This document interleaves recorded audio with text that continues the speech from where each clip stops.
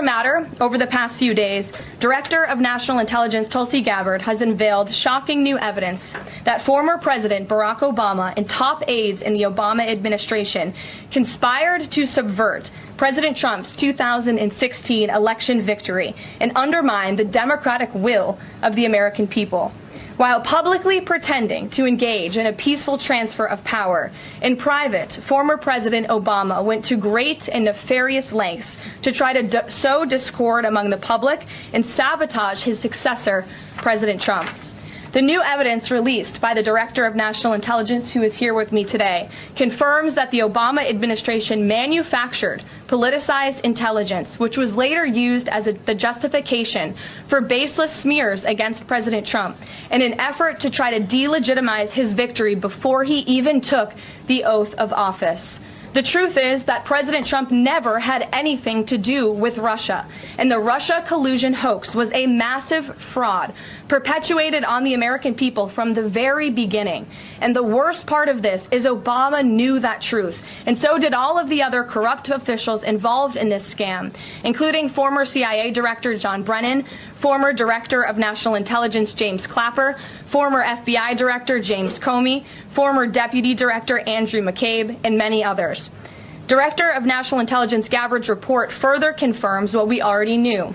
There was no collusion, no corruption, except on the part of Barack Obama and the weaponized intelligence agencies at the time.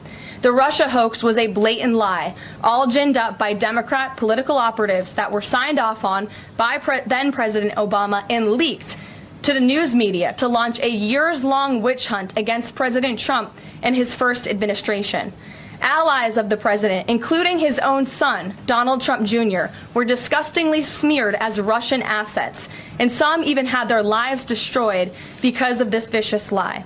The president's first 2 years in office had this fake distraction hanging over it, and endless resources, time, and political capital were spent having to debunk these lies from the highest levels of our government. Now, nearly 10 years later, thanks to the declassification of documents by Director Gabbard, the truth has finally come to light. And this truth vindicates President Trump, his family, and his many allies and associates who were smeared with defamatory lies. President Trump was right from the beginning about all of this, and we are grateful that justice can be served. Now, we have even more damning evidence implicating those who tried to sabotage a duly elected president and did grave material harm to our republic. Thanks to additional important work done by CIA Director Ratcliffe, Committee Chairman Rick Crawford over the past few months, a newly declassified 2020 report prepared by the House Permanent Select Committee on Intelligence, which DNI Director Gabbard has declassified, found that the intel community did not have any direct information that Russian President Vladimir Putin wanted to help elect President Trump in 2016. And in fact, Russia was actively preparing for a Hillary Clinton victory. But at the unusual direction of Barack Obama at the time, the intel community published implausible intelligence suggesting otherwise. Why? To sabotage the incoming president. This is truly one of the greatest political scandals in American history. And reporters at legacy outlets, some of which are sitting in this room today, like the New York Times and the Washington Post, were ridiculously awarded Pulitzer Prizes for their perpetuation of this hoax.